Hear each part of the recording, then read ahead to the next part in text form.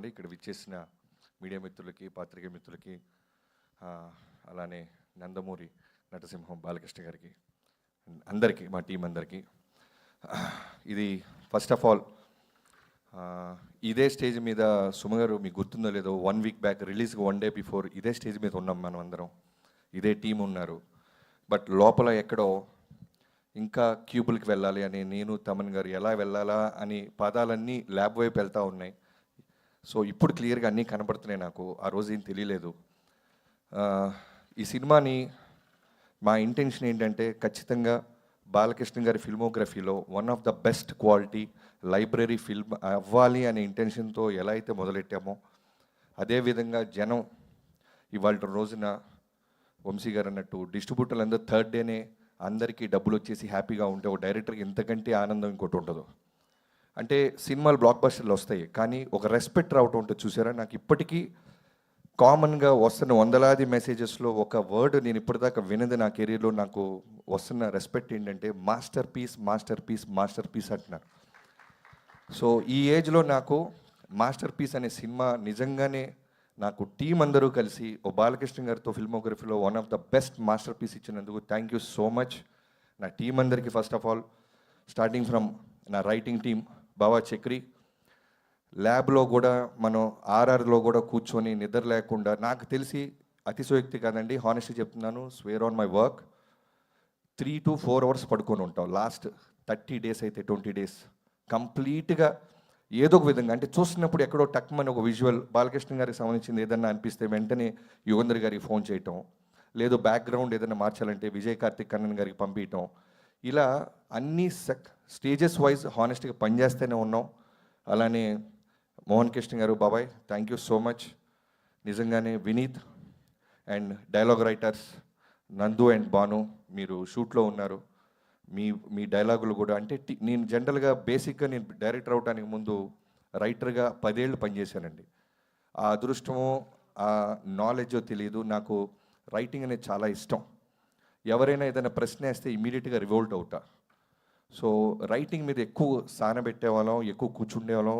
Even డిఓపిని, Venkat fight మాస్టర్ని writing ప్యాడ్గా పిలుచుకొచ్చేవాళ్ళం, కూర్చుండేవాళ్ళం. షూటింగ్కి వెళ్ళక ముందే మా గొడవంతా ఒకటే, వంశీ గారికి నేను ప్రామిస్ చేశాను, బాలకృష్ణ గారి బెస్ట్ ఫిల్మ్ ఇవ్వాలి, బెస్ట్ యాక్షన్ సీక్వెన్స్ తీయాలి, బెస్ట్ బాలకృష్ణ గారిని నేను చూడాలి. కాస్ట్యూమ్స్ దగ్గర నుంచి ఆయన సెటిల్నెస్ గురించి గ్రౌండెడ్, ఎందుకంటే ఓ డైరెక్టర్గా ఆయన నమ్ముతున్నారు, అది ఎంత ఆనందో అదే విధంగా ప్రెషర్ ఉండేది బాబు నాకు. ఎందుకంటే ఒక్కరోజు సెట్లో నేను ఏ షెడ్యూల్ ప్లాన్ చేశానో కూడా మీరు అడిగేవాళ్ళు కాదు. రావటం, సీన్ చెప్పటం, ఆ సీన్ మూడులోకి ఇందాక మా ఓడన్నట్టు పరకాయ ప్రవేశం చేసేవాళ్ళు. ఇప్పటికీ ఊరు మొత్తం పొగుడుతున్న మన సినిమాలో బెస్ట్ సీన్ నాకు ఇప్పటికీ కళ్ళ ముందు అలా గుర్తొస్తుంది. మెట్ల మీద కూర్చొని బ్లడ్ బాత్తో ఉన్న మీరు కూర్చొని సెటిల్డ్గా ఎమోషన్గా చోక్ అవుతూ చెప్తున్న డైలాగ్, నాకు తెలిసి 1 hour ముందు మేము డెసిషన్ తీసుకున్నాం. అప్పటిదాకా కూడా ఒక అగ్రెసివ్గానే చూసాం. బట్ ఎక్కడో ఇంత ఫ్రీడమ్ ఇస్తున్నారు కదా బాలకృష్ణ గారు, కొత్తగా ట్రై చేద్దాం, ఆయన సలహా అడుగుదామని వెళ్ళి, బాబు ఇలా అనిపిస్తుంది, మెట్ల మీద కూర్చొని ఫైట్ పీక్స్లో ఉంది టెంపో, చిన్న సెటిల్ చేసి మెట్ల మీద కూర్చొని ఆ ఊరికి జరిగిన అన్యాయాన్ని శ్రద్ధా శ్రీనాథ్ గారికి చెప్పి మళ్ళీ లేపి నేను తీరుస్తా నా కొడక్క నీ దాహమని లేపి కొడితే తొట్టిలో పీక్స్ వస్తుందని అన్నప్పుడు ఆయన వెంటనే ఫస్ట్ టేక్, నాకు తెలిసి ఇప్పటికీ ఎన్ని సినిమాలో జరుగుతుందో తెలియదు కానీ ఒక మ్యాజిక్ నేను ఆ రోజు చూసా. 400 మంది జైపూర్లో క్లాప్స్ కొడతానే ఉన్నారు బాబు. మీకు 400 మంది సింగిల్ టేక్, ఇంకో టేక్ అడిగే అవకాశం కూడా లేదు, అంత బెస్ట్ చేశారు మీరు. చోక్ అవుతూ, గ్లిజరిన్ లేదు, కన్నీళ్ళు పెట్టుకుంటున్నారు, చేతులు వణుకుతూ ఉన్నాయి. ఒక సివిల్ ఇంజనీర్ క్యారెక్టర్లోకి వెళ్ళి ఆయన చోక్ అవుతూ అంత బాగా సీన్ పర్ఫామ్ చేయటం వల్లే ఈ రోజున చాలామంది కామన్గా నాకు వస్తున్న రివ్యూస్ ఏంటంటే యాక్షన్ సీక్వెన్స్లన్నీ స్కై లెవెల్లో ఉన్నాయి, చాలా బాగా తీసాడు బాబీ అంటున్నారు. అలానే హానెస్ట్గా సెకండ్ హాఫ్ కట్ చెప్పావు నువ్వు, ఎక్కడా కూడా ఒక ఐటమ్ సాంగ్ తీసుకురాలా. దో వీ హ్యావ్ సిచ్యువేషన్స్ మేము అనుకుంటే క్రియేట్ చేసేవాళ్ళం. ఎందుకంటే వంశీ గారు ఏ రోజు కూడా బడ్జెట్కి వెనకడ్డు, అర్జెంటుగా ఒక నోరా ఫతేహి కావాలంటే తెప్పించేస్తాడు, కత్తినా కేఫన్ అంటే డబ్బులు కొట్టి తెప్పించేసేవాళ్ళు. బట్ వద్దు, హానెస్ట్గా కథ చెప్దాం, ఒక సివిల్ ఇంజనీర్ కథ చెప్దాం, అమ్మాయిల మధ్య ఉమెన్ ఓరియంటెడ్ వాళ్ళకు కూడా స్పేస్ ఇద్దాం. ఇప్పుడు శాండ్ స్టామ్లో కూడా ఒక హీరో శాండ్ స్టామ్లో నుంచి వచ్చి ఒక 11 ఏళ్ల పాప చేత అంటర్తో కొట్టిస్తుంటే ఏ హీరో ఒప్పుకుంటాడో నాకైతే తెలియదు. కానీ బాలకృష్ణ గారు సూపర్, ఆ అమ్మాయికి ఇవ్వండి అవకాశం అన్నారు. ఆయన కనుక ఆ రోజు నేను ఫైట్ చేస్తాను బాబీ అంటే నేను నిజంగానే ఫైట్ ఇంకా వేరే లెవెల్ కంపోజ్ చేసి ఉండేవాడిని. బట్ ఆ స్పేస్ ఇవ్వటం ఉంటుంది చూసారా, కథని అర్థం చేసుకోవటం. థ్యాంక్ యూ సో మచ్ బాబు. ఇవాళ రోజున మాస్టర్ పీస్ అంటున్నారంటే మీ నమ్మకం, మా టీం పట్ల మీకున్న నమ్మకం. అలానే డిఓపి కూడా ఫస్ట్లో బాలకృష్ణ గారి సినిమా అనగానే ఫ్రీడమ్ ఉంటుందా లేదని ఎక్కడో చిన్న నర్వస్ ఫీల్ అయ్యాడు బాబు. ఎప్పుడైతే ఆఫ్ లైట్లో, షాడో లైట్లో, డార్క్లో మిమ్మల్ని నిలబెట్టినప్పుడు మీరు ఆ లైటింగ్ గురించి మాట్లాడిపోయినప్పుడు చాలా చాలా ప్రౌడ్గా ఫీల్ అయిపోయాడు. అంటే ఇంత నాలెడ్జ్ ఉంది ఆయనకి, ఇప్పటిదాకా చూపిపోవటం నిజంగానే ఎవడు ప్రయత్నించలేదేమో అనే ఒక ఆకలితో మీద పడిపోయాడు అతను. చాలా షార్ట్స్లో మీరు చూస్తే బాలకృష్ణ గారి మీద ఆఫ్ లైట్ ఉంటుంది, లేదా షాడోలోనో సెలోటీలోనో ఉంటారు. జస్ట్ ఆయన ఆరా కనపడుతూ ఉంటుంది. సో ఇవన్నీ కూడా ఏంటంటే మీరు ఇచ్చిన స్పేస్, మీరు నమ్మారు, వీళ్ళు ఏదో కొత్తగా చూస్తున్నారు, లెట్స్ డూ దిస్ అని. థ్యాంక్ యూ సో మచ్ బాబు. ఇవాళ రోజున నా ఫిల్మోగ్రఫీలో 6వ సినిమా డాకు మహారాజ్ అని తొడగొట్టబోతున్నాను. అనంతపూర్లో మీరే దాని గురించి అనౌన్స్ చేయబోతున్నారు. సో చాలా గర్వంగా ఉంది. Thank you so much. అన్నాలే నా టీం అందరికీ, వెంకట్ ఫైట్ మాస్టర్, మొన్న నువ్వు స్టేజ్ మీద అన్నారు, మీరు ఎన్నో సినిమాలు చేశాను బట్ ఈ సినిమా అనేది నా లైఫ్లో ఫస్ట్ 2.0 వర్షన్ అని. ఈ సినిమా అందరికీ 2.0 వర్షనే. ఈవెన్ నాకు అవ్వచ్చు, నా టీం కావచ్చు, కెమెరామెన్ విజయ్ కార్తిక్ కన్నన్కి అయి ఉండొచ్చు, వెంకట్ మాస్టర్ కావచ్చు, అందరికీ కూడా. ఎందుకంటే మేము ఛాలెంజెస్ అన్నీ ఎక్స్ప్లోర్ అయ్యాం, ఓ 10 అడుగులు ముందుకేసాం. వీటన్నిటికీ నాకు ముందుగా నీకు థ్యాంక్స్ చెప్పాల్సింది నాగవంశీ గారితో పాటు ఈ ఫంక్షన్స్ వెనకాల నిలబడి మమ్మల్ని బ్లెస్ చేసిన చిన్నబాబు గారికి. నాకు ఇప్పటికీ గుర్తు, కథ చెప్పినప్పుడు ఊటీ వెళ్ళబోతున్నప్పుడు ఆయన చాలా సైలెంట్గా కథ విన్నారు. చాలా బాగుంది బాబీ, చాలా బాగుందమ్మా, బట్ ఎక్కడైనా అవకాశం ఉంటే నీ మార్క్ కనపడేలాగా ట్రై చేయన్నారు. నాకు అర్థం అవ్వాల, సినిమా బ్లాక్ బస్టర్ అవుతుంది అంటున్నారు, నా మార్క్ అంటున్నారు ఏంటా అని. బట్ వెళ్ళిన తర్వాత నాకు అర్థమైంది, ఎక్కడో ట్రీట్మెంట్లోనో ప్రజెంటేషన్లోనో ప్రతి చోట డైరెక్టర్గా నేను కనబడే అవకాశం ఈ సినిమాకు ఉందనేది ఆయన అర్థం చేసుకున్నారని అక్కడి నుంచి మళ్ళీ రివైజ్ చేయడం స్టార్ట్ చేసాం. And we achieved it sir. Thank you so much. Thank you బాబాయ్ అన్నట్టు వంశీ, థ్యాంక్ యూ చిన్నబాబు గారు, లవ్ యూ.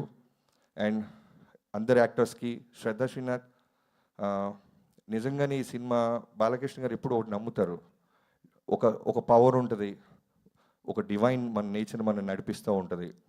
మీకు ఎవరు చాలామంది తెలిసి ఉండొచ్చు, 3:30కి లేచి ఆయన కుటుంబం గురించి, క్యాన్సర్ హాస్పిటల్ బసవతార గురించి, అభిమానుల గురించి, ఇండస్ట్రీ గురించి, నియోజకవర్గం గురించి రోజు దేవుడి దగ్గర ఆయన ప్రార్థిస్తూనే ఉంటారు. ఆ వైబ్రేషన్ మాకు ఎలా హెల్ప్ అయిందంటే, శ్రద్ధా శ్రీనాథ్కి ఫోన్ చేసినప్పుడు తను షిరిడిలో ఉంది, ఫోన్లోనే చెప్పేసాం. ఎందుకంటే ఒక కాన్ఫిడెన్స్తో మేము షెడ్యూల్ వేసేసాం, 1 వీక్లో తను రావాలి, ఫోటోషూట్ ఇమీడియట్ 48 అవర్స్లో హైదరాబాద్ రావాలి.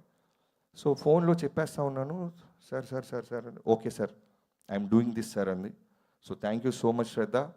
దాని మీద వేరే ఏ సెకండ్ థాట్ లేకుండా నమ్మి ఈ సినిమాలోకి వచ్చి ఇంత పెద్ద సోల్, అంటే ఇందాక తమన్ అన్నట్టు సెకండ్ హాఫ్లో 7th 8th రీల్స్ మొత్తం ఒక సోల్ కావాలి మాకు, ఒక అమ్మాయి కావాలి, ఆ అమ్మాయి కథ చెప్పాలి.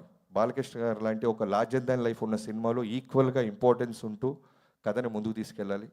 సో అది నందినిగా మీరు నా పాత్రని ప్రాణం పోసినందుకు thank you so much.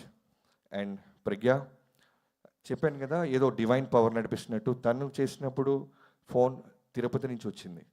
So everything ఎక్కడో ఒక డివైన్ పవర్ మమ్మల్ని ముందుకు నడిపిస్తూనే ఉంది. థ్యాంక్ యూ ప్రజ్ఞ. అఖండలో అంత లెంత్ లేకపోయినా నువ్వు ఈ క్యారెక్టర్ ఒక సోల్ని నువ్వు అర్థం చేసుకున్నావు, ఇమీడియట్గా పాత్రని పోషించావు. అండ్ కెమెరామెన్కి అమ్మాయికి అయితే ఎన్నోసార్లు పాపం ఇనీషియల్ డేస్లో మేకప్ తీసేస్తూ ఉండేవాళ్ళం, లిప్స్టిక్ తీసేస్తూ ఉండేవాళ్ళం. ఫస్ట్లో కంగారు పడేది, అంటే 7 నెలల కడుపు, నాకేంట్రా ఈ గొడవ, అనవసరంగా ఓకే చేసామా, బిఫోర్ షూట్ చిన్న కన్ఫ్యూజ్ అయింది అమ్మాయి. బట్ ఆ రోజు చెప్పాను, ప్రజ్ఞ ఐ థింక్ మీరు ఇంకా గుర్తుపెట్టుకొని ఉంటారు, Pragya this is going to be your best, నన్ను నమ్మండి. సినిమా చూసిన డాకు మహారాజులో హీరోకి ఎంత పేరు వస్తుందో ప్రతి పాత్రకి పేరు వచ్చేలాగా అన్ని పాత్రలు ఉన్నాయి ఈ సినిమాలో అని. And the day 1 you call me, thank you so much, I still remember.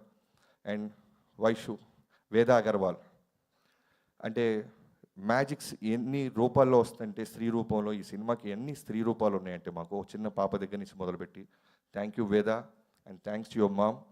ఎన్నోసార్లు నిన్ను ఎంతో ఆడుతూ పాడుతూ చేసేది, నేను చాలా తక్కువ చూస్తాం అలాంటి బై బర్త్, అంటే అంత టాలెంట్ ఉన్న అమ్మాయిల్ని. నేను షార్ట్ చెప్తున్నప్పుడు ఇనీషియల్ డేస్లో నాకు భయం వేసేది, అటు ఇటు ఊగుతూ ఉండేది, ఇలా ఇలా ఇలా ఇలా రోల్ కెమెరా అనగానే ఇలా ఆగి డైరెక్టర్ ఏమనుకుంటున్నాడో దానికంటే 10% ఎక్స్ట్రా చేసేదాన్ని. Thank you so much.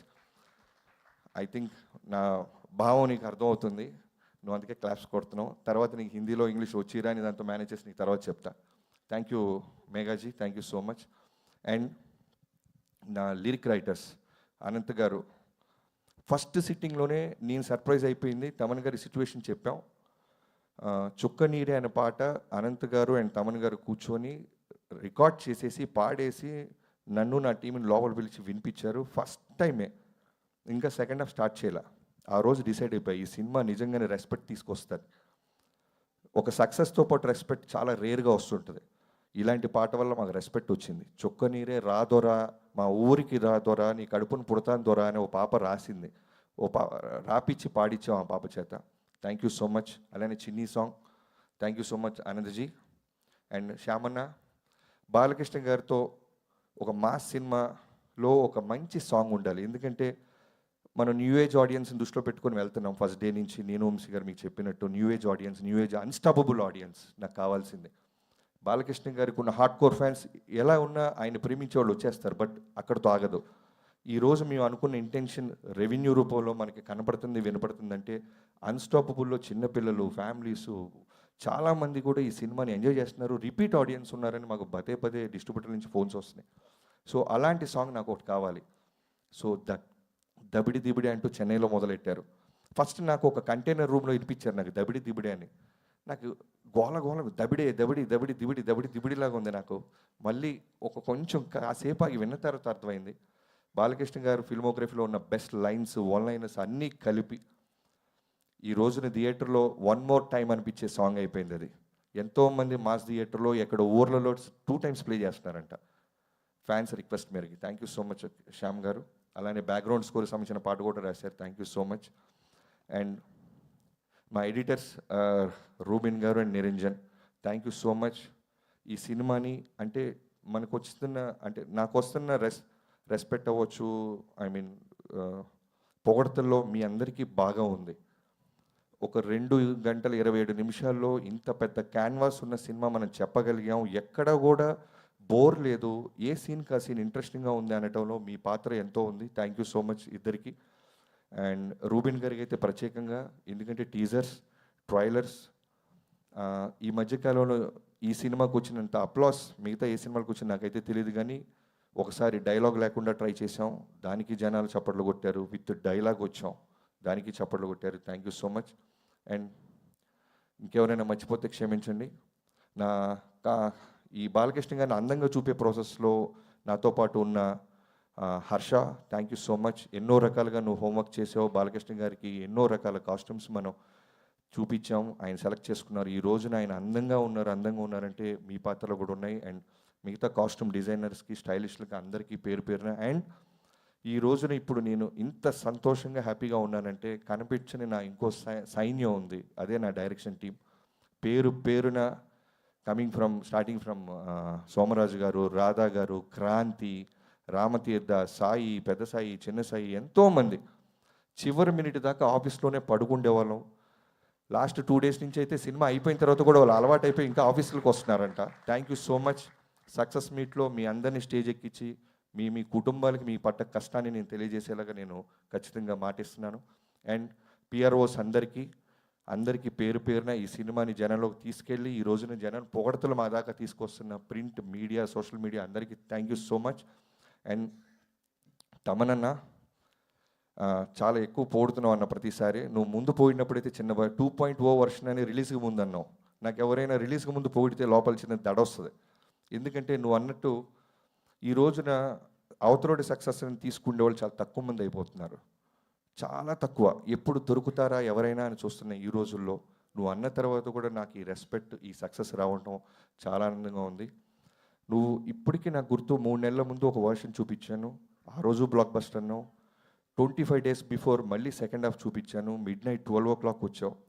నువ్వు స్టార్ట్ చేసినప్పుడు నాకు టెన్షన్ స్టార్ట్ అయింది. అర్ధరాత్రి చూపించేస్తున్నాను మ్యూజిక్ డైరెక్టర్కి, పొరపాటున బాగుంది ఇలాంటి వర్డ్స్ ఏమైనా అంటాడని. బట్ బ్లాక్ బస్టర్ అని హక్ చేసుకున్నావు. నీకు ఏం చూపించాను నేను? అర్ధరాత్రి 2ంటికి బ్లాక్ బస్టర్ అంటే అడుగుతాను అనుకున్నాను. బట్ ఫస్ట్ వర్షనే నువ్వు అంత నమ్మావు. నిజంగా నేను ఈ ప్రాణం పెట్టేసావు. ఈ రోజున స్పీకర్ పడటంతో మొదలెట్టి స్పీకర్లు పడేస్తున్నావు, చప్పట్లు కొట్టిస్తున్నావు. నందమూరి తమన్ స్థాయికి అంటే ఎంతో అదృష్టం ఉంటే తప్ప ఒక గొప్ప రామారావు గారి ఇంటి పేరు ఎవరికి దక్కదు. అలాంటిది నీ కష్టంతో ఫ్యాన్స్లో నుంచి నందమూరి అనే తమన్ అనే పేరు నువ్వు సంపాదించుకున్నావు అంటే it's not a joke. Only నీ కష్టం, నీ హార్డ్ వర్క్. నువ్వు బాలయ్య బాబు గారిని ఎంత ప్రేమిస్తావో పర్సనల్గా చూస్తున్నా నాకు తెలుసు. ఎప్పుడు ఒకటే అంటాడు బాబు, larger than life. Balayya Babu అంటే నిజంగానే మ్యూజిక్ డైరెక్టర్గా, ఒక డైరెక్టర్గా నాకు చాలా అంటే ఎక్కువ ప్రెషర్ ఉండదు. పెట్టేస్తాడు ఇక ప్రాణం.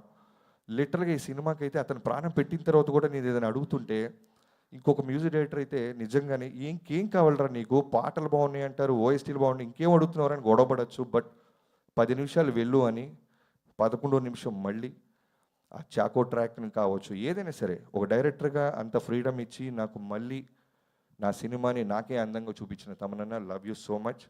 అండ్ వంశీ అండ్ ఇంకెవరైనా రైటర్స్ ఏమైనా మర్చిపోతే నా మేనేజర్స్, ప్రొడక్షన్ మేనేజర్స్, యూనిట్ అందరికీ థ్యాంక్ యూ సో మచ్ అండి.